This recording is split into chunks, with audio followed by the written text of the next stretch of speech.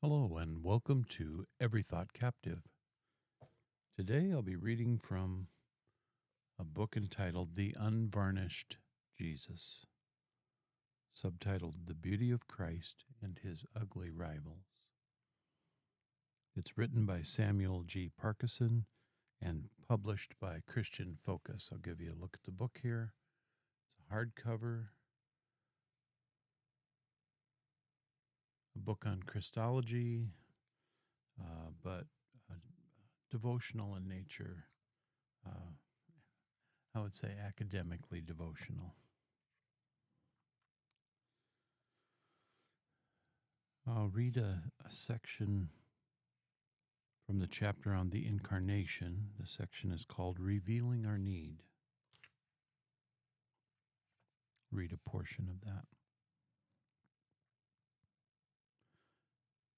But it's not just the glorious action of the Trinity that Christ reveals to us in the Incarnation. Notice the layered nature of God's revelation in the Incarnation. God reveals things to us not simply in the fact of the Incarnation, but indeed He reveals much to us in the manner of the Incarnation. Christ came to us in humility. He came low. So low, in fact, that you would have to stoop to receive Him. The entire event of the Incarnation, from the beginning of Christ's life to His death on the cross, is marked by one example of degradation after another. The Son of God degrades Himself. He, the God-man, is born to a young virgin in a small backwater town. His birth is the occasion for a lifetime of slander for Mary, the unmarried teen mom. However primitive you insist first century Palestine was, you must remember that they knew virgins don't get pregnant. His first cradle is an animal's slop bucket. That's where the eternal Son of God sleeps for the first time in His human nature. Then all of heaven came to announce the most important event in human history to men from one of the most despised classes in society, shepherds. People to whom no one would pay attention. Heaven designated the most obscure and insignificant people to serve as hype men for the Messiah. But the humiliation doesn't stop there. In His life, God the Son chose country bumpkins and mobsters and hookers to be His followers during His earthly ministry. He then defeats Satan, sin, and death by dying on a cross, naked and shamed like a common criminal.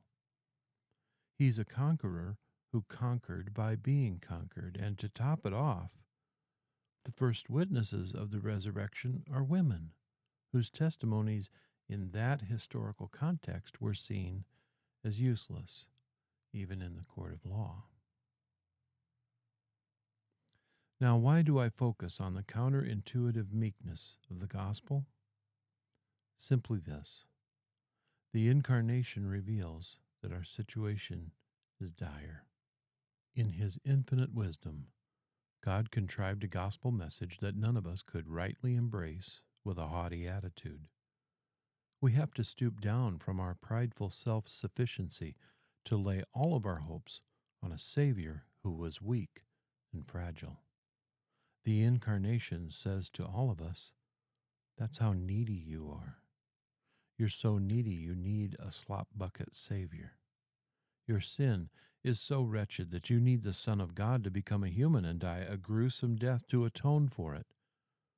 You are so doomed that the only way for God to turn aside His burning justice from you is to take it upon Himself in the person and work of Jesus Christ.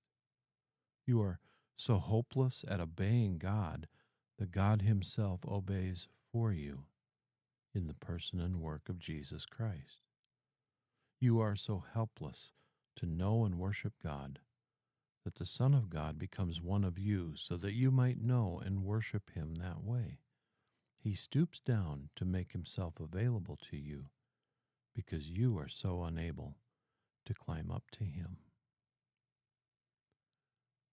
Thank you for spending time with me today. We'll see you again soon, God willing.